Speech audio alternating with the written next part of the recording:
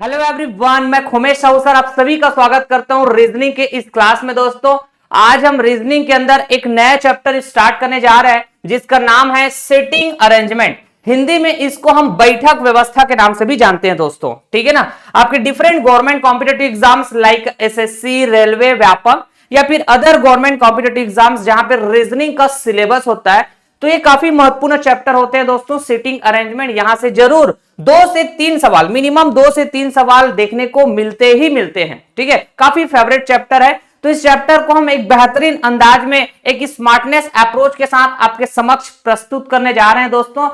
आज lecture number 1 है sitting arrangement का, ठीक है।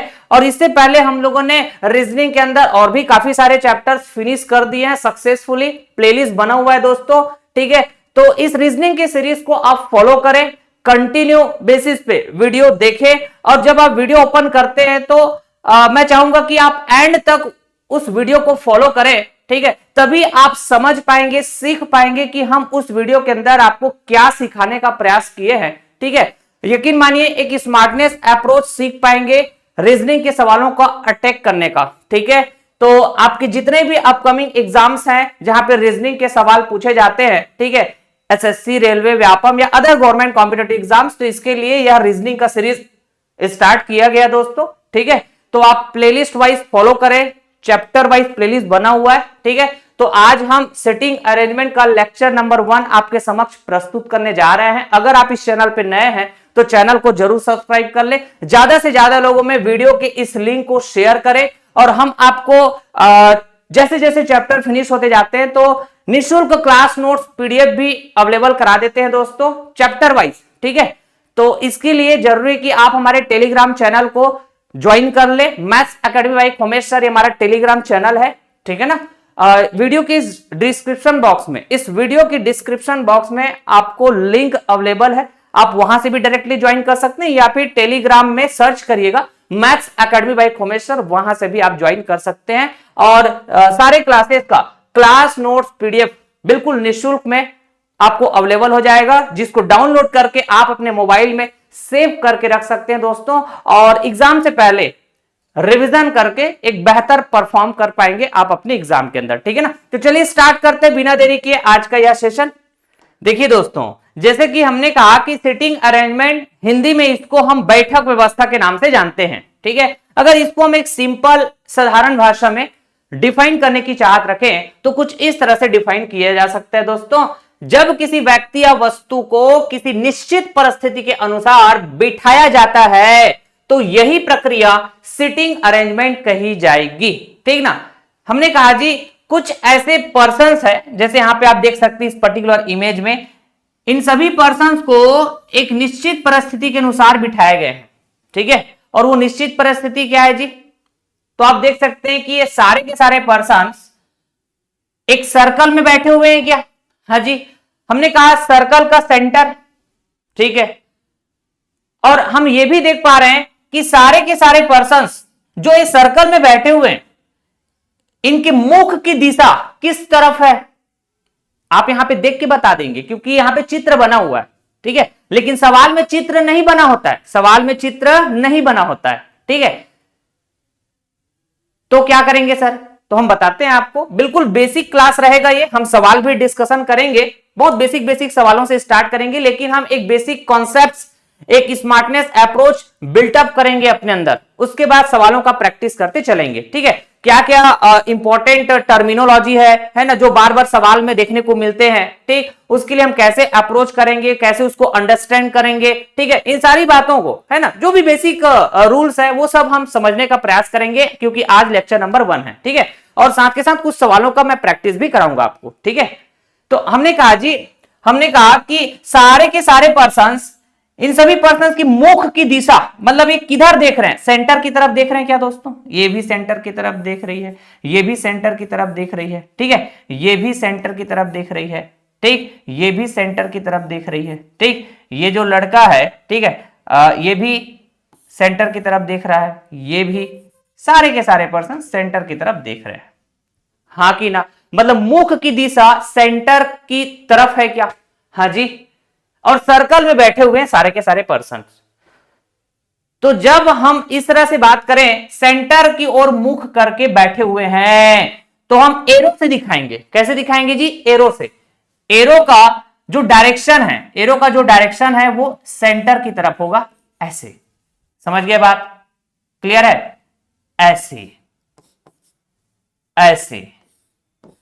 हो सकता है कि कुछ पर्संस सेंटर से बाहर की ओर मुख की दिशा करके बैठे हुए होंगे, ठीक है। मान लो ये वाला पर्सन सेंटर की तरफ ना देखकर सेंटर से बाहर की तरफ देख रहे होंगे, तो एरो की दिशा बाहर की तरफ होगा, ऐसा। समझ रहे हैं क्या बात? तो ये सब सिचुएशन देखने को मिलेगा। तो हम हर बार ऐसे आदमियों का चित्र बना के तो नहीं दिखा पाएंगे ना कि उसके मुख की दिशा सेंटर की तरफ है कि या सेंटर की बाहर की तरफ है, नहीं दिखा पाएंगे ऐसे चित्र बनाकर, ठीक है। तो हमको एरो से दिखाना होगा। कैसे दिखाना होगा दोस्तों? एरो से दिखाना होगा, ठीक है। तो हम इन्हीं सब बातों पे आज चर्चा करेंगे। कुछ बेसिक कॉन्सेप्ट्स हम अपने अंदर बिल्टअप करने का प्रयास करेंगे एक स्मार्टनेस अप्रोच के साथ, ठीक है जी। चलिए तो आगे बढ़े। अगर हम बैठक व्यवस्था के कितने प्रकार होंगे, मेनली बैठक व्यवस्था के कितने प्रकार होंगे, मतलब जब हम व्यक्तियों को या वस्तुओं को किसी निश्चित परिस्थिति के अनुसार बिठाएंगे, तो बिठाने के भी अलग अलग व्यवस्था हो सकते हैं, ठीक है। दैट मीन्स सीटिंग अरेंजमेंट के कितने प्रकार देखने को मिलेंगे, तो हम बोलते हैं दोस्तों, एक तो क्लोज्ड अरेंजमेंट जिसको हम बंद व्यवस्था के नाम से जानते हैं, दूसरा ओपन अरेंजमेंट जिसको हम खुली व्यवस्था के नाम से जानते हैं, ठीक है जी। तो व्यक्तियों के समूह के बैठने की व्यवस्था मुख्यतः दो प्रकार की होती है। एक को कहेंगे हम बंद व्यवस्था, दूसरे को कहेंगे हम खुली व्यवस्था, ठीक है। तो वन बाय वन हम चर्चा करेंगे, ठीक। सबसे पहले हम स्टार्ट करेंगे बंद व्यवस्था, ठीक है। तो आने वाले 3 से 4 लेक्चर पूरा का पूरा बंद व्यवस्था के ऊपर बेस्ड होगा। जो भी मैं कंसेप्चुअल बातें आपको सिखाऊंगा वो सब बंद व्यवस्था के ऊपर होगा, ठीक है। हमने कहा जी बंद व्यवस्था का मतलब क्या हुआ? अरे यही तो बंद व्यवस्था है। जिस तरह से ये नंबर ऑफ पर्संस को बिठाए गए हैं, ठीक है, यही तो बंद व्यवस्था, जो चारों तरफ से, जो चारों ओर से बंद हो, ठीक है ना।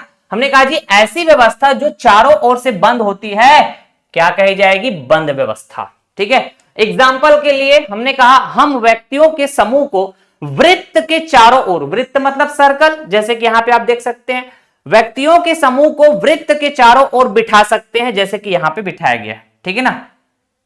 वृत्त के चारों ओर बिठाया गया है व्यक्तियों के समूह को, तो ये एक बंद व्यवस्था है क्योंकि ये व्यवस्था चारों ओर से बंद है, ठीक है।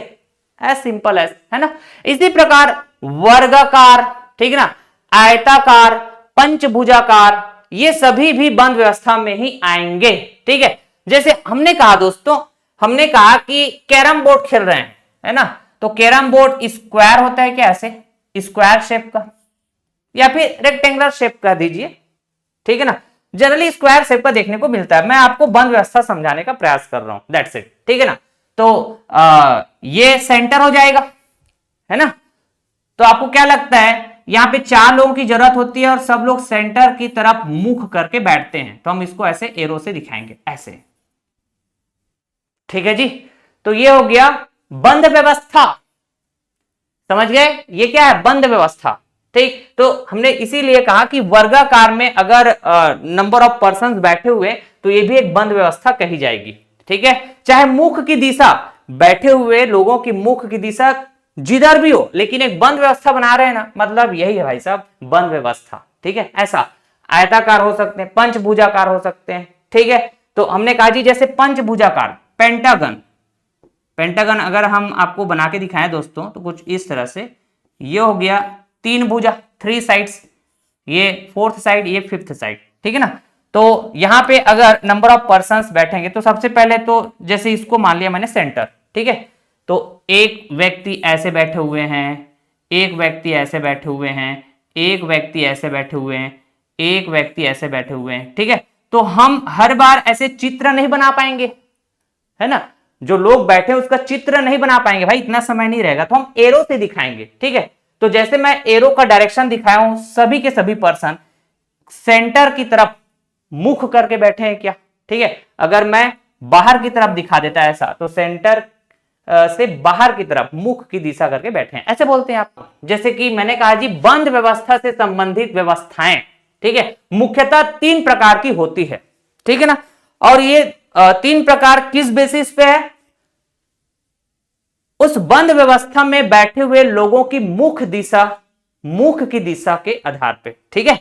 हमने कहा सभी व्यक्ति का मुख केंद्र की ओर हो, जैसे यहां पे आप देख सकते हैं ABCDEFGH, ठीक है, ये जितने भी पर्सन हैं, सभी पर्संस के जो मुख की दिशा है वो सेंटर की ओर है, क्या? केंद्र की ओर, ठीक है ना। तो एक प्रकार ये हो गया बंद व्यवस्था का एक प्रकार, ठीक है। अच्छा जी, दूसरा प्रकार क्या हो सकता है बंद व्यवस्था का? सभी व्यक्ति का मुख केंद्र से बाहर की ओर हो, सभी व्यक्ति का मुख केंद्र से बाहर की ओर हो, तो हम एरो से बताते हैं, तो एरो का जो डायरेक्शन है वो केंद्र से बाहर दिखना चाहिए ऐसा। मतलब आप इमेजिन करें दोस्तों कि जो लोग बैठे हुए हैं यहां पे, वो केंद्र से बाहर की तरफ मुख की दिशा करके बैठे हुए हैं, ठीक है। तो यह हो गया बंद व्यवस्था का दूसरा प्रकार, ठीक है ना। हमने कहा जी ऐसा भी तो संभव है ना कि बंद व्यवस्था में बैठे हुए कुछ लोग सेंटर की तरफ देख रहे हो, ठीक है, ये देखो सेंटर की तरफ देख रहे हो, ये भी सेंटर की तरफ, ठीक। और हो सकता है कुछ लोग सेंटर से बाहर की तरफ देख रहे हो, जैसे डी बाहर की तरफ देख रहा है, बी बाहर की तरफ देख रहा है, एफ बाहर की तरफ देख रहा है, ठीक है। तो कुछ व्यक्तियों की मुख केंद्र की ओर तथा कुछ व्यक्तियों का मुख केंद्र से बाहर की ओर हो, तो इस तरह से यह हो गया बंद व्यवस्था का तीसरा प्रकार, ठीक है। तो अगर हम कहें बंद व्यवस्था से संबंधित व्यवस्थाएं मुख्यतः कितने प्रकार के होंगे, तो आप कहेंगे 3 प्रकार के। एकदम लॉजिक वाली बात है, इसमें कोई बहुत बड़ी मैंने कंसेप्ट की बात नहीं करी, ठीक है। इसमें क्या ही कंसेप्ट यार, ये तो जस्ट लॉजिक की बात है ना। किधर मुख की दिशा है ना, जो लोग बैठे हैं उसकी मुख की दिशा किधर है? सभी व्यक्ति केंद्र की तरफ मुख करके बैठे हैं, सभी व्यक्ति केंद्र से बाहर की तरफ, ठीक है। और यहां पे कुछ केंद्र की तरफ तो कुछ केंद्र से बाहर की तरफ, ऐसे, ठीक है, एज सिंपल एज। आगे बढ़े। अगर आपको समझ नहीं आ रहा है सवाल को रीड करके कि उसमें बैठे हुए लोग, बंद व्यवस्था में बैठे हुए लोग, उसकी मुख की दिशा किधर है? केंद्र की ओर है या केंद्र से बाहर की ओर है, या फिर कुछ लोग केंद्र की ओर देख रहे हैं, कुछ लोग केंद्र से बाहर की ओर देख रहे हैं, कुछ समझ नहीं आ रहा है सवाल को रीड करके, अगर ऐसा सिचुएशन होता है आपके साथ, ठीक है, तो इसके लिए हम आपको एक नोट पॉइंट दे रहे हैं दोस्तों, जो बहुत ही इंपॉर्टेंट है, ठीक है। बिल्कुल स्मार्टनेस अप्रोच के साथ मैं आपको अटैक करना सिखाऊंगा, देखना, ठीक है, सिटिंग अरेंजमेंट के सवालों को। मैंने कहा जी जब प्रश्न में यह नहीं बताया जाए, ठीक है, या फिर जब प्रश्न से हमको यह नहीं पता चल रहा है कि व्यक्तियों का मुख केंद्र की ओर है या केंद्र से बाहर की ओर है, तो हम सभी व्यक्तियों का मुंह केंद्र की ओर मानकर प्रश्न हल करेंगे। Very very very very important, ठीक है, वेरी वेरी इंपॉर्टेंट, ठीक। तो ऐसी बातें आप ध्यान रखेंगे तो आपके अंदर एक कंसेप्चुअल जो प्रोसेस है सवाल को सॉल्व करने का, वो बिल्टअप हो पाएगा दोस्तों। तो हम तो सवाल आपको कराएंगे ही कराएंगे, लेकिन इन्हीं बातों को ध्यान में रखते हुए सवाल सॉल्व कराएंगे आपको, ठीक है। तो ध्यान रखेंगे, जब भी प्रश्न में यह नहीं बताया जाए या आपको प्रश्न रीड करने से यह पता नहीं चल रहा है, तो उस बंद अवस्था में बैठे लोगों का मुख केंद्र की ओर है या केंद्र से बाहर की ओर है, ऐसे आपको नहीं समझ में आ रहा है, ठीक है ना। तो आप क्या करेंगे, सभी व्यक्तियों का मुंह केंद्र की ओर मानकर प्रश्न को हल करें, ठीक है। अगर कुछ गड़बड़ी हो गया तो आखिरी में आपको समझ आ ही जाएगा। मानकर सॉल्व करते हैं तो हो सकता है कि आखिरी में कुछ गड़बड़ हो जाए, तो वो समझ में आ जाएगा ना लास्ट में, ठीक है। तो ये बात ध्यान रखेंगे। अब देखो कुछ की पॉइंट भी हम बताने जा रहे हैं दोस्तों, ठीक है। की पॉइंट क्या क्या है जिसको आपको ध्यान रखना है जब आप सिटिंग अरेंजमेंट के अंदर बंद व्यवस्था से रिलेटेड सवाल को सॉल्व करने जा रहे हैं, तो उसके लिए क्या क्या कुछ मुख्य बिंदु है जिसको ध्यान रखना है, तो हमने कहा जी बंद व्यवस्था से संबंधित प्रश्नों को सॉल्व करने के लिए सबसे पहले हम कुछ आधारभूत शब्दों का अर्थ जानेंगे। आधारभूत शब्द का मतलब यह दोस्तों जो शब्द सवाल में जनरली देखने को मिलते ही मिलते हैं, ठीक है। तो वो क्या क्या शब्द है हम समझ लेते हैं, क्योंकि आज लेक्चर नंबर 1 है ना। तो जो भी बेसिक रूल्स है या बेसिक बातें हैं वो सबको आज हम समझने का प्रयास करेंगे। बाकी और भी सवालों के फ्लेवर के हिसाब से डिफरेंट फ्लेवर के जब सवाल पिक्चर में आएंगे तो वहां से हम और भी कुछ नए नए कॉन्सेप्ट्स, नए नए अप्रोच अगर हमको बिल्टअप करने का मौका मिले तो वो भी करेंगे हम, ठीक है। तो बेसिक बातें लेक्चर नंबर 1 में ही होता है दोस्तों। तो हम देखते हैं कुछ आधारभूत शब्द में क्या क्या होंगे, जैसे कि निकटतम पड़ोसी, इमीडिएट नेबर, ठीक है ना। देखिए दोस्तों, किसी व्यक्ति के निकटतम पड़ोसी वह व्यक्ति होंगे जो उस व्यक्ति के बिल्कुल पास बैठे हैं। मैंने कहा जी ये बंद व्यवस्था का एक चित्र है। अगर इस पर आप नजर डालें और मैं अगर कहूं आपसे ये कोई पर्सन है सी, ठीक है, और ये ना केंद्र की तरफ मुख करके बैठे हुए। वैसे तो इस बंद व्यवस्था में बैठे हुए सारे लोग केंद्र की ओर मुख करके बैठे हुए हैं, ठीक है ना। अब देखना, हमको निकटतम पड़ोसी का मीनिंग समझना था। हमने कहा जी सी का पड़ोसी या फिर सी का निकटतम पड़ोसी, बात एक ही है। कौन है? आप बोलेंगे या तो डी या तो बी, है ना।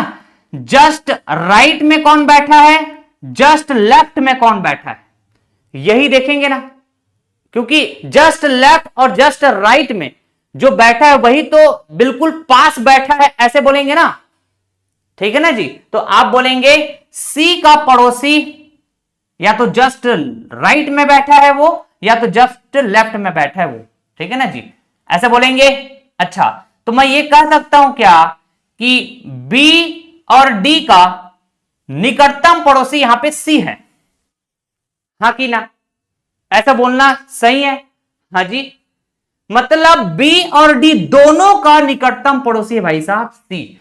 वैसे तो मैं इंडिविजुअल बात करूंगा तो डी का निकटतम पड़ोसी ई हो सकता है, यस, क्योंकि ये ई और डी बिल्कुल पास है। बी का निकटतम पड़ोसी ए हो सकता है, यस, क्योंकि ए और बी बिल्कुल पास पास है। हमने कहा जी बी और डी दोनों का निकटतम पड़ोसी, तो जो दोनों के बिल्कुल पास बैठे हैं वो है सी। अग्री करेंगे दोस्तों? अच्छा जी, अगर हम कहें सी के अगले स्थान पर कौन है, एक और शब्द आएगा अगले स्थान पर, नेक्स्ट टू।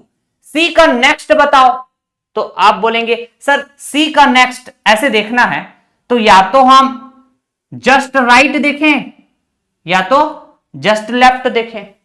सी के जस्ट राइट या सी के जस्ट लेफ्ट, वो सी के अगले कहलाएंगे। तो सी के अगले या तो डी हो सकते हैं या तो बी हो सकते हैं। तो मैं अगर ये कहूं दोस्तों, मैं अगर ये कहूं अगले स्थान और पड़ोसी, ऐसा अगर हम बोल रहे हैं तो दोनों का मीनिंग बिल्कुल एक जैसा होता है, ठीक है ना। क्योंकि अगर मैं कहता हूं जी के अगले स्थान, मतलब जी के बिल्कुल पास में जो रहेंगे या तो एफ, ठीक है ना, या फिर कहेंगे एच, ठीक है ना। जी के जस्ट राइट कहें या तो जस्ट लेफ्ट, घड़ी की सुई की दिशा में जस्ट पहला स्थान और घड़ी के विपरीत दिशा में जस्ट पहला स्थान, ऐसा भी बोल सकते हैं हम। क्लॉकवाइज देखेंगे जी के जस्ट बाद या फिर एंटी क्लॉकवाइज देखेंगे जी के जस्ट बाद, ठीक है।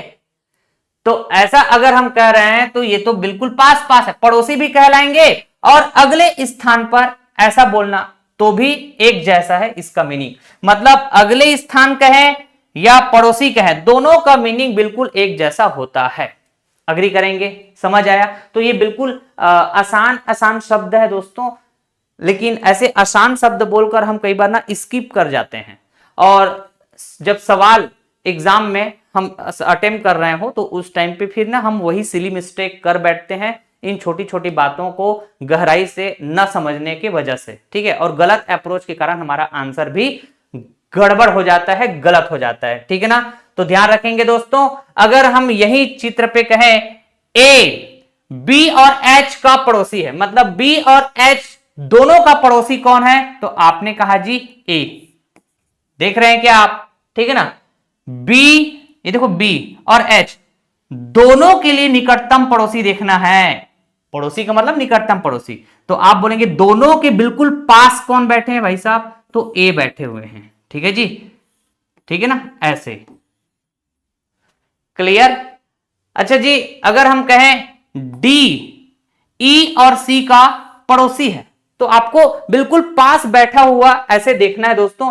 ई और सी दोनों के बिल्कुल पास कौन बैठे हैं? तो डी बैठे हैं। ई और सी दोनों के बिल्कुल पास कौन बैठे हैं दोस्तों? तो आप कहेंगे डी बैठे हुए हैं। अग्री करेंगे? हाँ जी, बात तो सही है। तो निकटतम पड़ोसी का मतलब समझ गए? यस। अगले स्थान पर मतलब नेक्स्ट टू, इसका मतलब समझ गए? हाँ जी। और दोनों का मीनिंग बिल्कुल एक जैसे हैं, यह भी बात हमने समझा। देखिए दोस्तों, अगर हम कहते हैं बीच में बैठा है कोई व्यक्ति, ठीक है, और अगर मैं कहता हूं कोई व्यक्ति ठीक बीच में बैठा है, तो सबसे पहली बात, बीच में बैठा है इसको बताना है तो जरूर उसके आजू बाजू दो लोग होना चाहिए, है ना। कम से कम दो लोग तो होना ही चाहिए ना आजू बाजू में, तभी तो मैं बीच में बैठा हूं ऐसा बोलूंगा। अग्री करेंगे? ठीक है जी। लेकिन बीच में बैठा हूं ऐसा बोलना और ठीक बीच में बैठा हूं ऐसा बोलना, दोनों अलग अलग बातें हैं दोस्तों। ठीक है, जैसे मैंने कहा जी ये है ए और ये है बी, ठीक है, और ये सी। ठीक, मैंने कहा जी ए से सी की दूरी 1 सेंटीमीटर है और बी से सी की दूरी 2 सेंटीमीटर है, ऐसे अगर मैं कह रहा हूं तो आप बोलेंगे कि सर ये जो सी है ये ए और बी के बीच में है, ऐसे हम बोल सकते हैं। लेकिन ठीक बीच में ऐसे बोल सकते हैं क्या? नहीं, ठीक बीच में है इसका मतलब होता है एग्जैक्टली बिटवीन। मतलब अगर मैं कहता हूं सी से ए और बी दोनों की जो दूरी है ये समान है, ठीक है ना, इक्वल डिस्टेंस पे है ए और बी, सी से इक्वल डिस्टेंस पे 2 सेंटीमीटर 2 सेंटीमीटर, तो हम बोलेंगे ठीक बीच में बैठा है भाई साहब ये जो सी है। किसके ठीक बीच में? ए और बी के ठीक बीच में बैठा है ये जो सी है, ठीक है ना। तो ठीक बीच में बोलना अलग बात है और बीच में है ऐसे बोलना ये अलग बात है। ठीक है, यही छोटी छोटी बातें हैं जो आपको समझते हुए चलना है दोस्तों, ठीक है ना। और एक बेहतरीन अप्रोच के साथ सवाल को अटैक करना है। फिर हमने कहा ठीक बीच में, इसको अंग्रेजी में देखें तो एग्जैक्टली बिटवीन ऐसा बोला जाता है। यदि कोई व्यक्ति किन्हीं दो व्यक्तियों से समान दूरी पर बैठा है तो वह उन दोनों के ठीक बीच में कहलाता है। जैसे कि फिर से मैंने एक बंद व्यवस्था का चित्र लिया, ठीक है, जिसमें कुछ लोग केंद्र की ओर मुख करके बैठे हुए हैं तो कुछ लोग केंद्र से बाहर की ओर मुख करके बैठे हुए हैं। देख रहे हैं ना आप? ठीक है, तो वो हमारे लिए अभी काम का नहीं है कि उसकी मुख की दिशा किधर है, ये अभी हमारे काम का नहीं है। हमारे लिए काम का ये है कि ठीक बीच में इसको समझना है ना। तो हमने कहा जी इस चित्र को बड़े ध्यानपूर्वक देखें तो ये P A और B के ठीक बीच में है ना। ये जो P है A और B के ठीक बीच में है, तो ठीक बीच में है मतलब हम क्या बोलेंगे?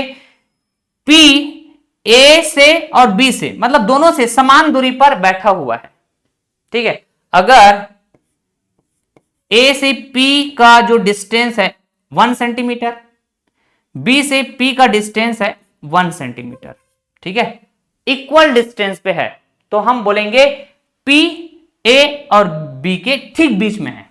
अग्री करेंगे? अच्छा जी, इसी चित्र में हम ये भी कह सकते हैं R S और Q के ठीक बीच में है। कह सकते हैं कि नहीं?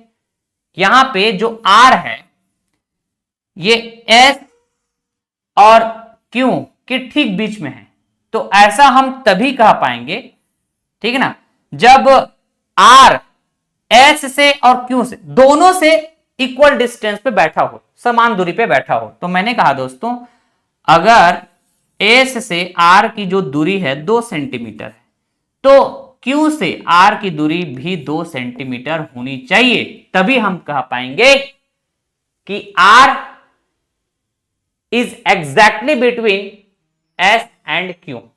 समझ गए बात? R S और Q के ठीक बीच में है। अग्री करेंगे? अच्छा जी।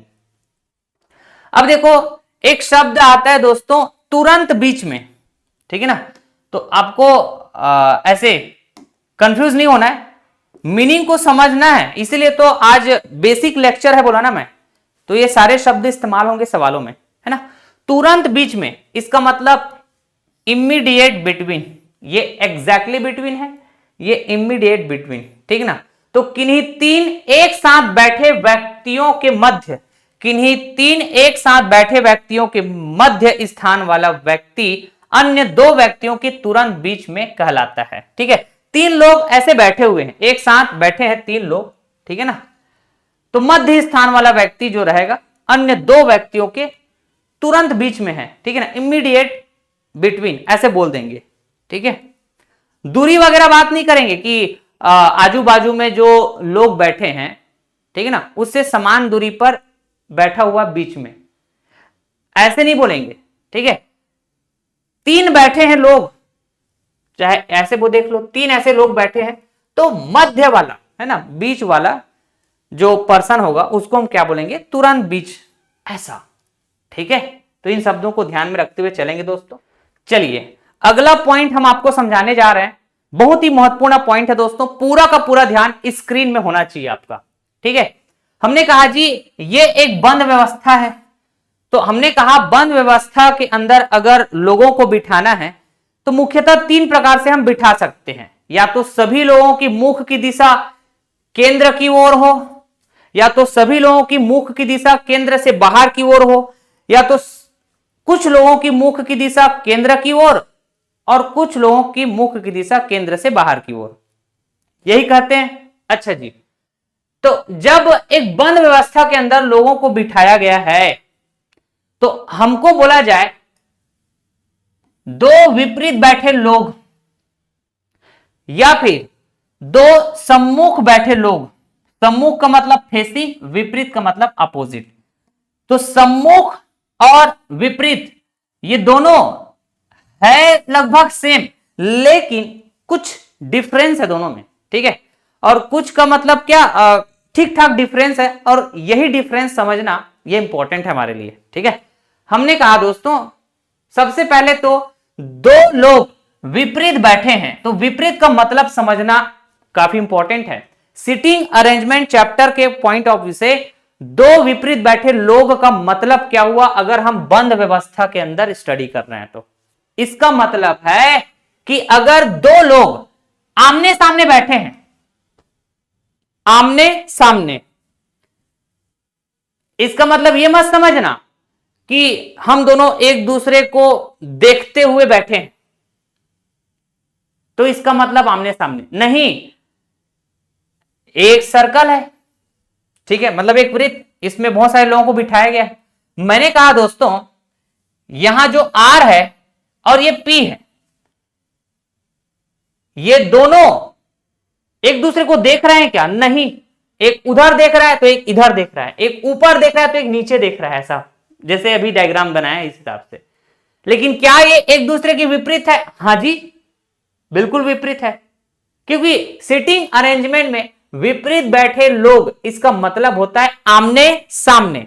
अरे आमने का उल्टा सामने, है ना? अपोजिट का मतलब उल्टा होता है। मुख की दिशा जिधर भी हो डजंट मैटर, आमने सामने बैठा है मतलब विपरीत बैठे हैं। इस बात को एकदम खोपड़ी में बिठा लो, ठीक है? दो व्यक्ति जो एक दूसरे की विपरीत दिशाओं में बैठे हैं, इसका मतलब है कि वो आमने सामने बैठे हैं, ठीक है? ऐसे व्यक्ति एक दूसरे के सम्मुख हो भी सकते हैं और नहीं भी, ठीक है? अब सम्मुख का मतलब क्या होगा?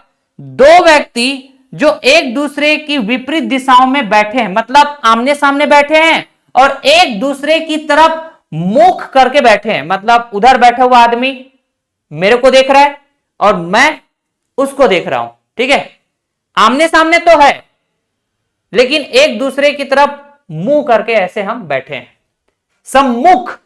ठीक है, आ रही बात समझ में? हाँ जी। तो ये जो सम्मुख है ये विपरीत के अंदर आएंगे, लेकिन ये स्पेशल कैटेगरी, स्पेशल कैटेगरी का मतलब क्या होगा? जैसे कि हमने कहा जी ए और सी एक दूसरे की विपरीत है। अब देखो यहां पे ए और सी एक दूसरे की विपरीत, तो यहां पे देखेंगे ए और सी आमने सामने है, इसलिए विपरीत। आमने सामने का मतलब मुख की दिशा डिपेंड नहीं करेगा, मुख की दिशा जिधर भी हो डजंट मैटर, आमने सामने। ठीक है, तो ए और सी आमने सामने होने की वजह से एक दूसरे के विपरीत है, एक दूसरे के अपोजिट बैठे हैं क्योंकि आमने सामने है। लेकिन अगर मैं कहूं ए और सी एक दूसरे की तरफ मुख करके बैठे हैं, क्या देखो ए सी को देख रहा है, सी ए को देख रहा है, ए सी को देख रहा है, सी ए को देख रहा है, एक दूसरे की तरफ मुख करके बैठे हैं, तो आप बोलेंगे कि सर ए और सी एक दूसरे के विपरीत है और एक दूसरे के सम्मुख भी बैठे हैं। ठीक है जी। अच्छा, अगर हम कहें दोस्तों एस और क्यू एक दूसरे के विपरीत है तो आमने सामने होना चाहिए, विपरीत का मतलब आमने सामने। एस और क्यू बिल्कुल आमने सामने है, हाँ जी, ठीक है ना। और अगर मैं ये कहूं ये कैसे बैठे हैं, मुख की दिशा इस तरफ अगर मैं जाऊं, इस तरफ अगर मैं समझने जाऊं कि मुख की दिशा किधर है, तो एस सेंटर की तरफ देख रहा है, क्यू सेंटर से बाहर की तरफ देख रहा है, तो क्या ये एक दूसरे की तरफ मुख करके बैठा है क्या एस और क्यू? नहीं।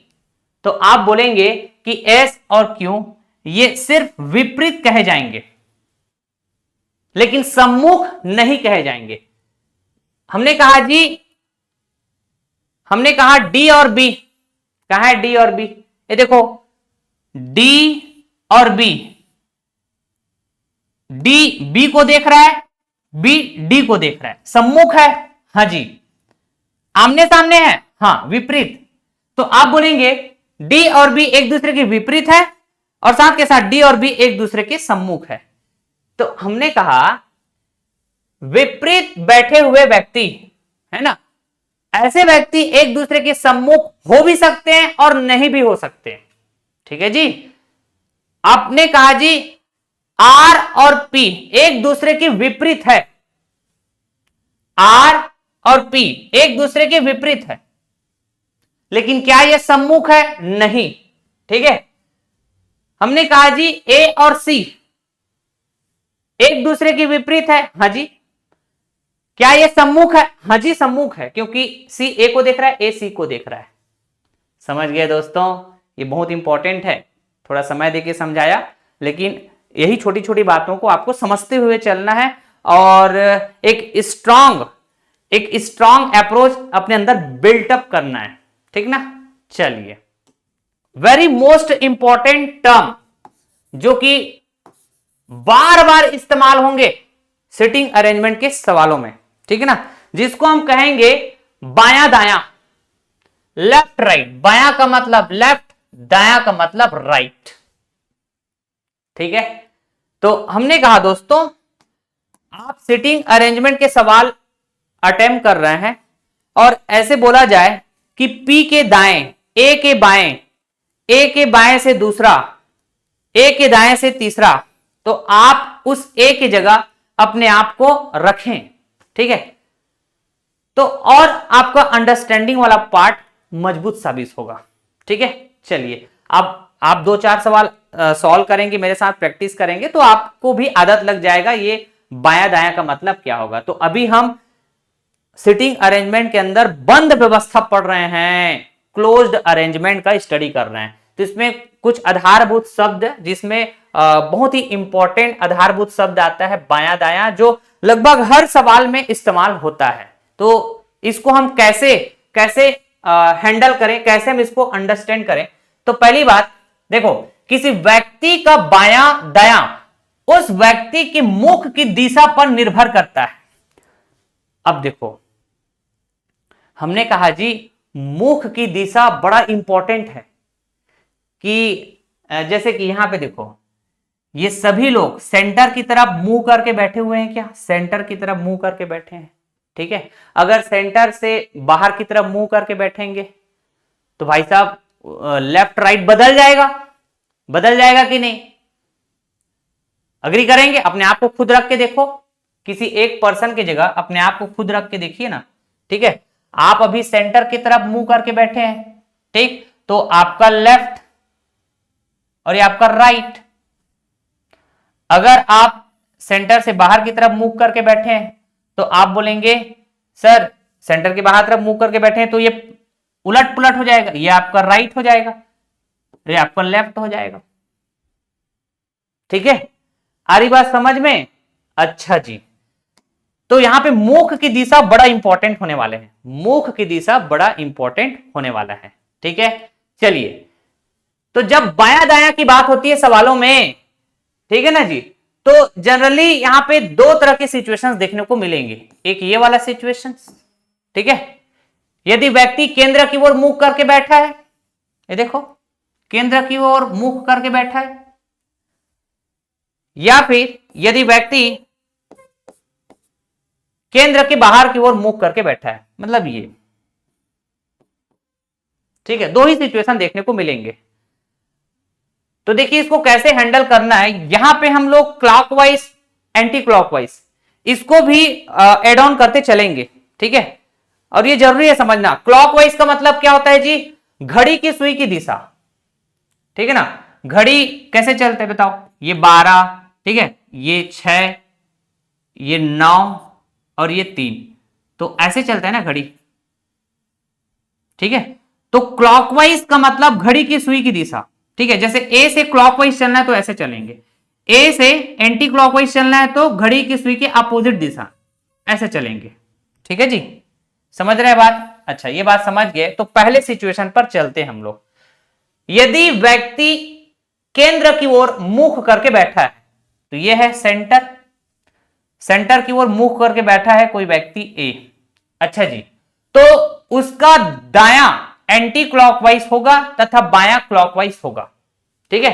तो आप समझिए ये ए नाम का व्यक्ति, ये है, ये लड़की जो केंद्र की ओर मुख करके बैठे हैं ना, ठीक है ना, तो इसका लेफ्ट, इसका राइट, ठीक है। अच्छा जी, केंद्र की ओर मुख करके बैठेंगे तो ये हो जाएगा इसका लेफ्ट और ये जाएगा इसका राइट, ठीक है ना। ऐसे दो चार सवाल आप करेंगे तो हर चीज लिखने की जरूरत नहीं पड़ेगा, अपनी स्टार्टिंग है इसलिए हम आराम से चलेंगे। अब देखो यहां पे अगर बोला जाए, यहां पे अगर बोला जाए ए के बाएं से, ए के बाएं से, ए के, है ना, ए का बाएं से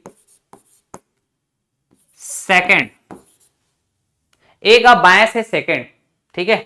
तो ए का बायां मतलब लेफ्ट, ठीक है जी। कब बोल रहा हूं मैं? जब ये ए नाम का व्यक्ति केंद्र की ओर मुख करके बैठा है तो आप समझिए आप खुद हैं, तो आपका बायां मतलब लेफ्ट इधर है, ठीक है। तो आपको अगर ए का बायां से सेकंड कौन बैठा है देखना है तो यहां कहीं पे आना पड़ेगा, ये फर्स्ट और ये सेकंड। आपने चला कैसे होगा दोस्तों? आपने चला होगा क्लॉकवाइज, ठीक है ना। अरे बात समझ में? ठीक है जी, ये फर्स्ट और ये सेकंड आपने क्लॉकवाइज चला होगा, देखो ऐसा। तो ए का बायां से सेकंड, मान लो ये बायां से सेकंड में कौन है जी? डी है, ऐसे, ठीक है। तो ए का बायां से सेकंड अगर आपको देखना है, ए का बायां से दूसरा, ऐसा बोल रहा हूं मैं, तो डी। अग्री करेंगे? अच्छा जी, इसी में अगर मैं ये कहूं ए का दाएं से, ए का दाएं से, ए का दाएं से थर्ड, तो आप बोलेंगे अगर वो व्यक्ति ए केंद्र की ओर मुख करके बैठा है तो इसका बायां, इसका दायां, तो दायां से थर्ड, तो हम घड़ी के विपरीत दिशा चलेंगे क्या? एंटी क्लॉकवाइज, ठीक है। तो देख लेंगे तीसरे नंबर पे कौन है? 1 2 3, ठीक है। तो हमने कहा जी जैसे कि ये ई है, ऐसे जरूरत पड़ेगा आपको सवाल में, ठीक है जी, बढ़िया। अब मुख की दिशा बदल दिया जाए तब, मुख की दिशा बदल दिया जाए तब, तो देखो यदि व्यक्ति केंद्र की बाहर की ओर, ठीक है, ये केंद्र है तो बाहर की ओर मुख करके बैठा है, मान लो वो व्यक्ति ए है, मान लो वो व्यक्ति ए है, ठीक है जी। तो आपने कहा तो उसका दाया क्लॉकवाइज तथा बाया एंटी क्लॉकवाइज होगा। इसको रटना नहीं है, समझना है दोस्तों, ठीक है। तो सबसे पहली बात, ये केंद्र से बाहर की ओर मुख करके बैठा है तो आप बोलेंगे ऐसे, मतलब उधर हो जाएगा लेफ्ट, इधर हो जाएगा राइट। अग्री करेंगे? राइट का मतलब दाया, लेफ्ट का मतलब बाया, है ना भाई? आ रही बात समझ में? अब सेम बात यहां पे करते हैं, ए का बाया से सेकंड, ठीक है ना, ए का बाएं से सेकंड, ए का बाएं से सेकंड, तो ए का बाएं से सेकंड कहेंगे तो ए का बाया तो अब इधर हो गया, तो कैसे चलेंगे दोस्तों, कैसे चलेंगे बताइए? ए का बाएं से सेकंड देखना है तो 1 2, ठीक है। अच्छा, ए के बाएं से सेकंड, ए के बाएं से सेकंड जब केंद्र की ओर मुख करके बैठा है ए, तो ए के बाएं से सेकंड डी है, ठीक है। तो केंद्र की बाहर की ओर मुख करके बैठेगा तो इसके बाएं से सेकंड कोई दूसरा बैठा होगा, जैसे कि मैंने कहा जी, चलो हम यहां पे बात कर लेते हैं एफ, ये ज्यादा बेटर होगा, नहीं बाद में कंफ्यूज होंगे, ठीक है जी। कोई ना कोई दूसरा व्यक्ति बैठा होगा ना। अच्छा, तो आप बोलेंगे यहां पे एफ, अब ठीक है, बढ़िया। अच्छा जी, अगर हम कहें ए का दाएं से थर्ड, ए का दाएं से, ए का दाएं से थर्ड, ए का दाएं से थर्ड, तो यहां पे दाएं से थर्ड में ई बैठा हुआ था, जब केंद्र की ओर मुख करके बैठा था ए, तो ए का दाएं से थर्ड ई बैठा हुआ था, ठीक है जी। लेकिन अब तो मुख की दिशा बदल गया, ठीक है। तो अब हम कैसे देखेंगे? ए का दाएं से थर्ड मतलब राइट से देखेंगे, इधर 1 2 3, ठीक है। तो कैसे चले होंगे हम? क्लॉकवाइज, ठीक है ना। अरे बात समझ में? तो यहां पे बिठा देते हैं, कोई ना कोई दूसरा पर्सन बैठा होगा, यहां पे कोई ना कोई दूसरा पर्सन बैठा होगा। हमने कहा जी डी हो गया, ई हो गया, जी, जी बोल दें क्या? चलो ये जी, ऐसे। इन्हीं सब बातों को आपको ध्यान रखते हुए चलना है दोस्तों, रटना नहीं है, ऐसे मत समझना। यदि व्यक्ति केंद्र की ओर मुख करके बैठा है तो उसका दाया एंटी क्लॉकवाइज और उसका बाया क्लॉकवाइज। अगर व्यक्ति केंद्र की बाहर की ओर मुख करके बैठा है तो उसका दाया क्लॉकवाइज और उसका बाया एंटी क्लॉकवाइज। ऐसा रटना नहीं है, समझना है। अपने आप को यहां पे रखो ना, अपने आप को यहां पे रखो, ठीक है दोस्तों। तो सिटिंग अरेंजमेंट के अंदर अगर बंद व्यवस्था से सवाल आता है, ठीक है, तो लेफ्ट राइट का महत्व बहुत इंपॉर्टेंट है, और इसके लिए और ज्यादा इंपॉर्टेंट है कि मुख की दिशा को आप बिल्कुल नजरअंदाज नहीं करेंगे, मतलब नहीं करेंगे, ठीक है।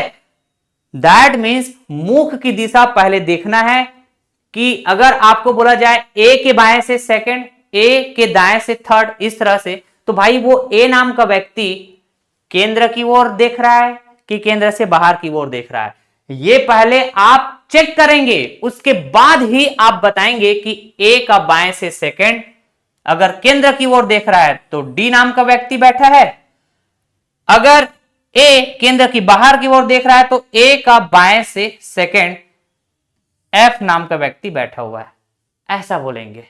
समझ रहे हैं क्या बात? ठीक है जी, क्योंकि मुख की दिशा बदल जाने से आपका लेफ्ट राइट भी तो बदल जाता है ना, बायां दायां भी तो बदल जाता है। तो मुख की दिशा बहुत ज्यादा इंपॉर्टेंट रोल प्ले करता है जब आपको, है ना, किसी पर्सन के लेफ्ट राइट या लेफ्ट से थर्ड या राइट से फोर्थ ऐसे देखना है, तो मुख की दिशा इज वेरी वेरी इंपॉर्टेंट, ठीक है। चलिए एक एग्जांपल हम आपको सॉल्व कराने जा रहे हैं। एग्जाम्पल में ये सवाल हम देखते हैं दोस्तों, क्या बोल रहा है सवाल, 5 विक्रेता है, ठीक है, ए बी सी डी और ई एक वृत्ताकार मेज के चारों ओर केंद्र की ओर मुख करके बैठे हैं, ठीक है। सवाल साफ साफ बोल दिया है कि सभी के सभी लोग केंद्र की ओर मुख करके बैठे हैं। अगर सवाल में ये इंफॉर्मेशन नहीं दिया है मुख की दिशा कैसे है, तो हमने आपको बताया था नोट पॉइंट, आप ये मानकर चलो कि सभी के सभी लोग केंद्र की ओर मुख करके बैठे हैं, ऐसा मानकर हम सवाल को सॉल्व करेंगे, हमने बोला था। लेकिन साफ साफ बोल दिया ना सवाल, तो सवाल में अगर जैसा बोला है, ठीक है, तो हम उसी के हिसाब से बात करेंगे, ठीक।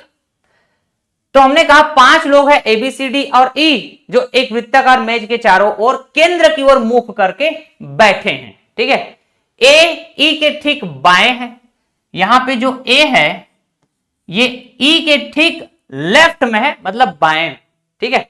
हमने कहा यहां पे जो सी है ये बी के ठीक बाएं बैठा है, ठीक है ना, ये जो सी है बी के ठीक लेफ्ट में बैठा है, एग्जैक्टली लेफ्ट में, ठीक है। अच्छा जी, यहां पे जो डी नाम का पर्सन है, ठीक है, यहां पे जो डी नाम का पर्सन है ये बी और ए के बीच में बैठा है, बी और ए के बीच में बैठा है।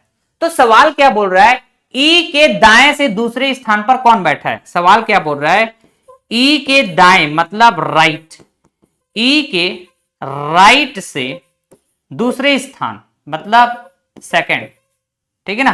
तो हमने कहा जी ई के दाएं से मतलब राइट से दूसरे स्थान सेकंड स्थान पर कौन बैठा है ये पता करके बतानी है, ठीक है। अब देखिए दोस्तों, इस सवाल को अगर हम अप्रोच करने जाए, मतलब ये पता करने की चाहत रखें कि ई के राइट से सेकंड कौन बैठा है, ठीक है। तो सबसे पहली बात, ये बंद व्यवस्था का सवाल है, हाँ जी, और बंद व्यवस्था में 5 लोग बैठे हैं, और वो कैसे बैठे हैं, तो वृत्ताकार मेज के चारों ओर। तो यहां पे हम एक आकृति बनाएंगे, ठीक है, हर सवाल में एक आकृति बनेगा और उस आकृति को पहचाननी है। तो सवाल के हिसाब से आप पहचान पाएंगे कि हमको एक वृत्त बनानी है, बना दिए। अब इस वृत्त के चारों तरफ ये 5 विक्रेता बैठेंगे, ठीक है। अब सवाल बोल दिया है कि ये 5 विक्रेता जो ये वृत्त के चारों ओर बैठने जाएंगे, ये मुख की दिशा केंद्र की ओर करके बैठेंगे, ठीक है ना, मतलब वृत्त का केंद्र हो गया ये, ठीक है। तो अब देखो आप क्या बोलेंगे कि सर 5 लोग ये वृत्त के चारों ओर बैठने वाले हैं, मुख की दिशा केंद्र की ओर, ठीक है, लेकिन कौन कहां पे बैठेगा अभी तो हम नहीं बता पाएंगे, यही कहेंगे। अच्छा जी, तो सबसे पहली बात हमने ऐसे मार्क्ड कर दिया, ऐसे हमने मार्क्ड कर दिया दोस्तों, ठीक है ना, 5 लोगों का हमने ऐसे मार्क्ड कर दिया, ठीक है। और मुख की दिशा केंद्र की ओर है, तो हमने इस तरह से केंद्र की ओर मुख करते हुए 5 लोगों को बिठा दिया, लेकिन कौन कहां पे बैठा है अभी हम एग्जैक्टली नहीं बता पाएंगे। क्यों पता है, क्योंकि सवाल बोल रहा है ए कहां बैठा है, ई के ठीक बाएं, तो भाई ई पता नहीं है कहां बैठा है, तो उसका बायां दायां कैसे पता चल जाएगा, नहीं पता चलेगा ना। तो ए को बिठाना है, इसके लिए जरूरी है ये पता करना कि ई कहां पे बैठा है, तभी तो ई के बाएं ए बैठेगा, ऐसे बोलेंगे। ठीक उसी तरह बी कहां बैठा है ये पता होना जरूरी है, तभी तो आप बोल पाएंगे कि बी के ठीक बाएं सी बैठा है, बी के ठीक लेफ्ट कौन बैठा है, सी बैठा है, ऐसे बता पाएंगे। जब बी और ए का लोकेशन पता चल जाएगा दोस्तों आपको, ठीक है ना, तो आप बता पाएंगे कि डी कहां बैठा है। कैसे सर, क्योंकि ए और बी के बीच में डी बैठा है, या फिर बी और ए के बीच में डी बैठा है, तो डी को बिठाना इसके लिए जरूरी है कि ये पता करना कि ए और बी कहां पे बैठा हुआ है। ठीक है जी, आ रही बात समझ में। तो कैसे करें सर, ठीक है ना। तो हमने कहा कि बंद व्यवस्था से रिलेटेड सवाल है अगर, ठीक है ना, और लोगों को बिठाने की व्यवस्था बनानी है, ठीक है, तो इसके लिए इन शर्तों को ध्यान तो देना है। ये क्या है, शर्त ही तो है, कंडीशन है, इसको ध्यान देना ही है, बिल्कुल देना है ध्यान, ठीक है। और इसके साथ साथ एग्जैक्टली अगर हमको यह समझ में नहीं आ रहा है कि कौन कहां पे बैठ रहा है, तो कोई एक ऐसे पर्सन को बिठा दो कहीं पर भी। अगर ये बंद व्यवस्था का सवाल है तो बंद व्यवस्था के सवाल में सबसे पहली बात, किसी को भी कहीं पर भी बिठा के आप आगे ये पता कर सकते हो कि सभी लोगों की बैठने की व्यवस्था कैसा होगा। ठीक है, तो आप ऐसा मत बोल देना कि सर कहीं पर भी बिठा सकते हैं, तो चलो ए यहां बैठ गया, बी यहां बैठ गया, सी यहां बैठ गया, डी यहां बैठ गया, ई यहां बैठ गया। ठीक है, सब लोगों को ऐसे थोड़ा एक साथ बिठा दोगे यार, कहीं पर भी बिठाना है इसका मतलब ऐसा नहीं है। ठीक है, ऐसे कोई एक पर्सन देखो जिसको आप चाहो तो कहीं पर भी बिठा दो, लेकिन उसको बिठाने के बाद इन शर्तों का इस्तेमाल करके, ये जो कंडीशन दिया इसका इस्तेमाल करके बाकी और पर्सन को आसानी से बिठाया जा सके। ठीक है, तो ये प्रैक्टिस से आएगा दोस्तों। ठीक है, जैसे मैंने कहा है ना, आप भी सोचिएगा वीडियो पॉज करके। अब मैं कहने जा रहा हूं कि मान लो ई यहां पे बैठा हुआ है, मैं चाहूं तो यहां पर भी बिठा दूंगा, कोई दिक्कत नहीं है। एंड रिजल्ट में कोई बदलाव नहीं होगा, चाहे आप सॉल्व करें चाहे मैं सॉल्व करूं। अगर आप एक करेक्ट अप्रोच इस्तेमाल करके सवाल सॉल्व किए तो आपका भी आंसर मेरा भी आंसर सेम आएगा। और इसी बात को आप भी ध्यान में रखेंगे, मैं भी ध्यान रखूंगा कि हम बंद व्यवस्था के सवाल में है ना कहीं भी बिठा सकते हैं। तो आप किसी एक पर्सन को ऐसे सेलेक्ट करो जिसको आप कहीं पर भी बिठाओ, उसके बाद शर्त के अनुसार आगे और जो पर्सन बचे हैं उसको आप बिठा पाओ। ठीक है, तो जैसे मैंने सेलेक्ट किया मान लो ई, तो कुछ ना कुछ सोचकर मैंने सेलेक्ट किया होगा, ये सोचकर कि ई को बिठा देने से बात बन जाएगी, मतलब आगे की व्यवस्था आसानी से बनाई जा सकती है, ऐसा मुझे लगा। तो ई को मैंने बिठा दिया, तो ई के ठीक बाएं तो मैंने कहा जी आप एंटी क्लॉकवाइज चलेंगे कि क्लॉकवाइज चलेंगे, तो मैंने कहा कि आप केंद्र की ओर मुख करते हुए ऐसे बैठे हैं, ई की जगह आप खुद हैं, ऐसा आप मान के चलो। मान लिया, तो आप बोलेंगे सर ये हो जाएगा ई का लेफ्ट है ना, और ये ई का राइट, मतलब ई का बायां और ई का दायां, यही कहेंगे। तो ई के बाएं से ऐसा हम देखेंगे तो ठीक बायां बोल रहे हैं ना, ए ई के ठीक बायां, ए ई के ठीक बाएं में बैठे, यहां पे बैठेंगे क्या? अच्छा जी, अब देखो ई को बिठाने से मैं ए को बिठा पाया शर्त का इस्तेमाल करके। अब आगे देखना दोस्तों, हमने कहा जी ये जो डी है बी और ए के बीच में बैठा है, तो ए को तो बिठा दिया है। अच्छा जी, बी को यहां आना चाहिए क्या? तभी आप कहेंगे ए और बी के बीच में कौन बैठा है? डी। गजब, डी भी बैठ गया। अब देखो दोस्तों, यहां पे 5 विक्रेता थे A B C D E, ठीक है, एक ही जगह खाली है और एक ही आदमी रह गया है, वो कौन है? सी। तो सी यहां पे आ जाएगा। अग्री करेंगे? आप चाहे तो शर्त के अनुसार चेक भी कर सकते हैं। ये जो सी है बी के ठीक बाएं है, ठीक ना, ये जो सी है बी के ठीक बाएं बैठा हुआ है, तो आप समझिए बी आप खुद हैं, केंद्र की ओर मुख करके बैठे हैं, तो ये आपका बायां हो जाएगा और ये आपका दायां हो जाएगा, लेफ्ट राइट। ठीक है ना, तो आपने कहा जी बी के ठीक लेफ्ट सी बैठा हुआ है। अग्री करेंगे दोस्तों? ठीक है जी, तो हमने इन 5 व्यक्तियों को बिठाने की व्यवस्था पूरी तरह बना दिया और बैठा दिया। अग्री करेंगे ना? हाँ जी।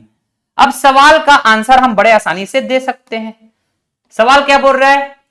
ई के राइट से सेकंड, तो ई यहां पे बैठा है, ठीक है ना जी, तो आप बोलेंगे ई, इसका लेफ्ट राइट कैसे कहें? अच्छा जी, सबसे पहली बात आप खुद हैं, ये केंद्र की ओर मुंह करके बैठा है, ऐसा मान के चले, ठीक है, तो आपका लेफ्ट इधर होगा और आपका राइट इधर होगा, मतलब ई का राइट ई का लेफ्ट, ठीक है। तो ई के राइट से सेकंड, तो राइट जाना है मतलब ऐसे जाएंगे, बोले तो एंटी क्लॉकवाइज, घड़ी की सुई की विपरीत दिशा। तो ई के राइट से सेकंड, फर्स्ट सेकंड, बी होगा क्या दोस्तों? समझ गए बात? ठीक है, ये तो ये आंसर हो जाएगा। आपने कहा ई के राइट से सेकंड या फिर ई के दाएं से दूसरे स्थान पर कौन बैठा है? बी बैठा हुआ है। This is our answer. समझ गए? देखिए दोस्तों, ये बंद व्यवस्था से रिलेटेड हमने जो एग्जांपल सॉल्व किए, इसमें जिस तरह के हम एक स्मार्टनेस अप्रोच के साथ आपको बताए कुछ बेसिक स्टेप्स, ठीक है, तो इन बेसिक स्टेप्स को हमेशा ध्यान में रखेंगे दोस्तों। हम आपको एक सिंगल स्लाइड की मदद से भी बता देना चाहते हैं और ये आपको क्लास नोट्स पीडीएफ में दिख जाएगा, ठीक है। फिर भी एक बार एक नजर डाल लेते हैं, आप देखिएगा कि क्या हमने यही स्टेप्स को फॉलो किए हैं इसी सीक्वेंस में, ठीक है ना। तो बंद व्यवस्था को हल करने के कुछ बेसिक रूल्स है, स्टेप बाय स्टेप। फर्स्ट, ठीक है, सेकंड, थर्ड, फोर्थ, ठीक है, फिफ्थ और ये सिक्स्थ। इस तरह से रटना नहीं है ना, एक दो सवाल आप सॉल्व कर लेंगे तो उसके बाद आपके अंदर ये पूरा बैठ जाएगा, आपके दिमाग में बैठ जाएगा कि यस ऐसा सोचना है, इसके बाद ऐसा सोचना है, इसके बाद ऐसा सोचना है, ऐसे करके, ठीक है जी। तो हमने कहा कि सबसे पहले प्रश्न में दी गई सूचनाओं को ध्यान से पढ़ें, हमने पढ़ा, ठीक है। उसके बाद वह आकृति बनाएं जिसका प्रश्न में उल्लेख किया गया है, ठीक है। जैसे यदि सभी व्यक्ति वृत्त के चारों ओर बैठे हैं तो वृत्त बनाएंगे, हमने वृत्त बनाया था क्योंकि 5 विक्रेता थे जो वृत्ताकार मेज के चारों तरफ बैठे थे, ठीक है जी, इसलिए हमने वृत्त बनाए थे। अगर सवाल में इस तरह बोला गया हो कि सभी व्यक्ति वर्ग के चारों ओर बैठे हैं तो एक वर्ग बना देंगे, ठीक है ना। थर्ड स्टेप, अब प्रश्न में जितने व्यक्ति हैं उन सभी व्यक्तियों को बिठाने की व्यवस्था करें, ठीक है, और उस व्यवस्था के दौरान आगे बात करेंगे, ठीक है। फोर्थ स्टेप, यदि सभी व्यक्तियों की मुंह की दिशा ज्ञात हो, पता हो कि सभी व्यक्ति किस तरफ मुंह करके बैठे हैं, अगर सवाल से ये बात का पता चल गया है आपको, ठीक है, तो उस हिसाब से आकृति में वह भी चिन्हित कर दे, मतलब मार्क्ड कर दे। हमने मार्क्ड किया था, याद करिए, 5 विक्रेता वृत्ताकार मेज के चारों तरफ बैठे हैं केंद्र की ओर मुंह की दिशा करके, तो हमने ऐसे मार्क कर दिया था, एरो बना दिया था ना। अच्छा जी, अब ये है इंपॉर्टेंट फिफ्थ और सिक्स्थ स्टेप, ठीक है ना। याद करिए, हमने कहा था बंद व्यवस्था से रिलेटेड सवाल में आप पहले व्यक्ति को जिसको आप बिठाने जा रहे हैं उसको आप कहीं पर भी बिठा सकते हैं और वो पहला व्यक्ति आपको सेलेक्ट करना है कि कौन हो सकता है।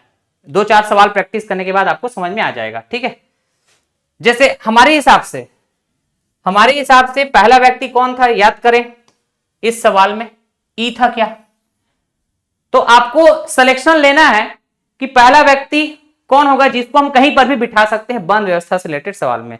तो ये सिलेक्शन कहां से आपको समझ में आएगा कि कैसे सेलेक्ट करें पहला व्यक्ति। तो ये जो शर्त दिए गए हैं इसको ध्यानपूर्वक समझने के बाद आपको समझ में आएगा कि अगर पहला व्यक्ति मान लो ई है तो इसके बाद मैं बाकी और पर्सन को आसानी से बिठा पाऊंगा शर्त के अनुसार, यही कहेंगे दोस्तों। अच्छा जी, ठीक है, तो ये पहला व्यक्ति सेलेक्ट करना इंपॉर्टेंट था। बंद व्यवस्था के प्रश्नों में हम पहले व्यक्ति को अपनी इच्छा अनुसार कहीं भी बिठा सकते हैं, समझ गए। और उसके बाद प्रश्न में दिए गए निश्चित बिंदुओं, मतलब जो शर्त दिए गए हैं, है ना, उन शर्तों के अनुसार, तो उन शर्तों का प्रयोग करते हुए ज्यादा से ज्यादा खाली स्थानों पर अन्य व्यक्तियों को बिठाएंगे। जो हम मार्क किए हुए ना, चिन्हित किए थे वो खाली जगह, उसमें हम ज्यादा से ज्यादा लोगों को बिठाने का प्रयास करते जाएंगे। इस तरह से बैठने की व्यवस्था बन जाएगा। यदि प्रश्न को हल करते समय व्यक्तियों को बिठाने की 2 या अधिक संभावनाएं बने तो हमें ऐसी सभी संभावनाएं बनानी होगी, ठीक है जी। अंत में वह संभावना सही होगा जो प्रश्न की शर्तों के विरुद्ध नहीं हो, ठीक है, मतलब प्रश्न की शर्तों को फुलफिल करे, सेटिस्फाइड करे, ठीक है। तो ये जो एग्जाम्पल लिए थे हमने अभी, ये तो बड़ा आसान सा एग्जाम्पल था, लेकिन कुछ सवाल